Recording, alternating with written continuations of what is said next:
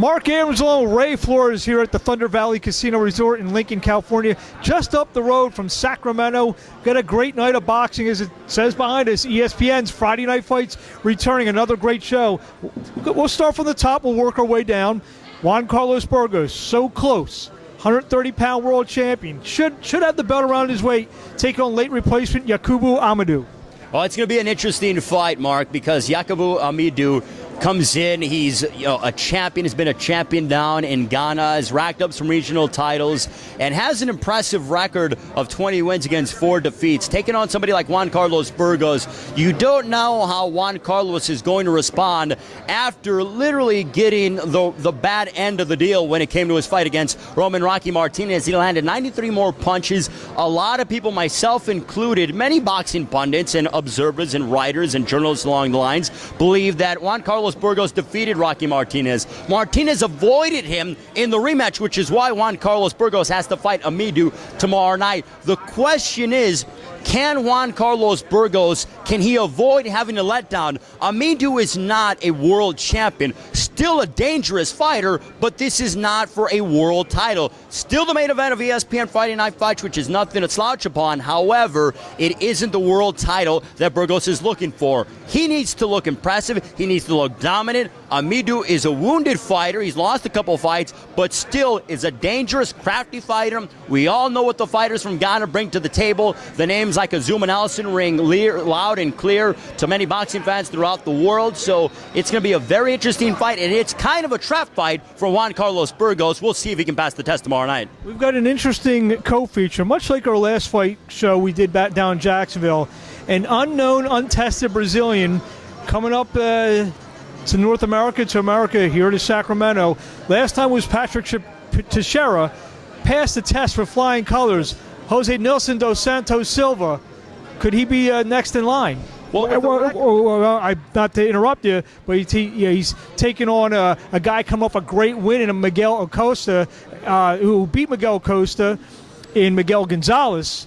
And his confidence is sky high. Oh, Miguel Gonzalez has, everything. He's feeling good. He has a great mentality right now. His confidence and his mentality, his poise is at an all-time high. Taking on somebody like Jose Nilson dos Santos, he's an unknown quantity. Not many people really know what he is, but what we do know is Jose Nilson dos Santos can hit like nobody's business. He likes to put people out. With somebody like Miguel Gonzalez, though, we saw that he took the best that Miguel Acosta had to offer back a couple of months ago in May on a special edition of ESPN Friday Night Fights on the Thursday night special. So can somebody like Jose Nilson dos Santos test the chin of Miguel Gonzalez, and can he finish him? Acosta let Gonzalez off the hook, and it came back to bite him because Gonzalez is such a veteran. He's so smooth, he's crafty, and he knows how to get the job done, and he himself hits very hard. Can he defeat Jose Nilson dos Santos and kind of be that cog in the road? Miguel Gonzalez has made a career out of being that blemish in the road of up-and-coming fighters. We'll see if Jose Nilson dos Santos can go ahead and end that little bit of a streak out of Miguel Gonzalez. Some of the off-TV/swing bouts will get to a guy we've seen every one of his fights, Taras Shelestuk. Getting better every time out. Looked good in his last appearance down in Jacksonville. Now takes on an experienced guy who's 3-3-3, but he's an experienced guy, 9 pro fights. Well, here's the thing. Taras Shelestuk, and I'm so privileged to be able to have done Taras Shelestuk's first fight, and I'm very thankful to Arthur Palillo's Banner Promotions and also Thompson Boxing Promotions to be able to have the opportunity to kind of watch the growth, like the birth of Taras Shelestuk. And every time that I've seen him fight, he's gotten better and better. He beat Travis Hanshaw, who was dangerous. I believe he was undefeated at the time, 7-0. And Taras Shelestuk made him look like an amateur. And he hits so hard. He's smart. He's very, he's crafty in the ring. But he wants to go out there and he wants to finish fights.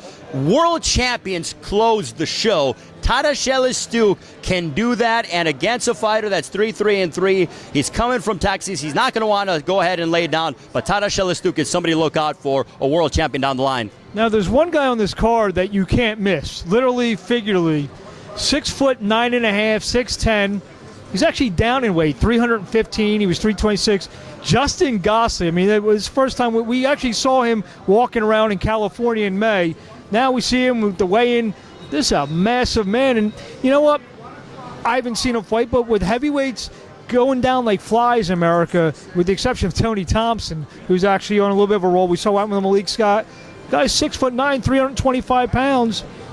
You know, it's as good a shot as any, I think. If he decides to go out there, and we're going to see what he's made out of tomorrow night, but after this fight, if he really works hard on his body and in the gym and focuses on conditioning, who knows? We may be talking 2 or 3 years down the line about a former or a future world title contender. Anything is possible. With the exception of the Klitschko boys at the top of the heavyweight division, anything is possible right now. You see guys that are 40, 41 years old that used to be relevant in the heavyweight division coming back and making waves. This young kid has an opportunity. He has the look. The question is, can he put on the show tomorrow evening? Well, that's going to be the 6'9", 320-pound question. That's a big question, Mark. It's a real big question. Well, I guess we're going to wrap it up. Another edition of our fight preview for Ray Flores. I'm Marc Abrams. We'll see you tomorrow night at the Thunder Valley Resort Casino here in Lincoln, California.